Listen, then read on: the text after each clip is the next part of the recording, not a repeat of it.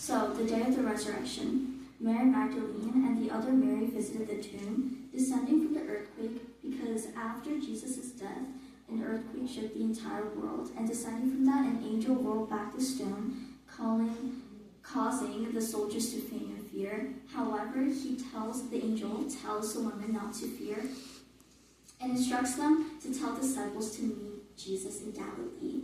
The disciples and Jesus meet, and it causes the disciples to worship him again. And it leads to the Great Commission, where the 11 disciples and Jesus travel to a mountain in Galilee.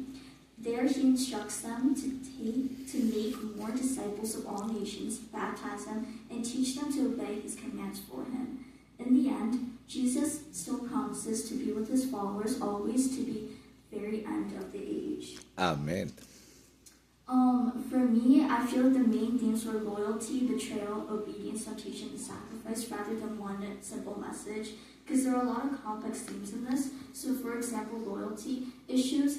In these chapters, it showed Jesus' loyalty towards God versus our loyalty towards God. So, for example, let's use Judas. Judas betrayed him for payment, for his own benefit, even though Jesus loved him as much as everyone else.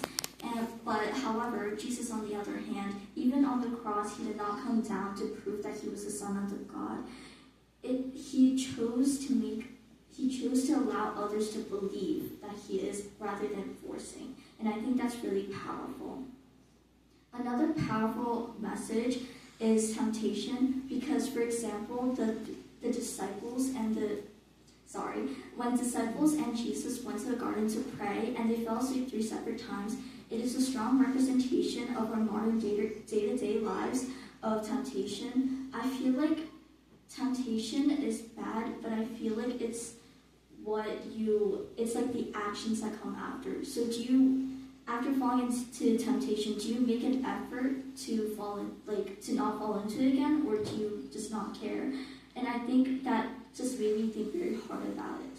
And sacrifice, lastly, of course, Jesus made his sacrifice to us. And at the end, in the garden, when they are praying, he prays to God and he goes, "Yet not as I will, but as you will." And it shows he's telling God that if God is willing to pass the responsibilities to another person, if it is possible, he should do so.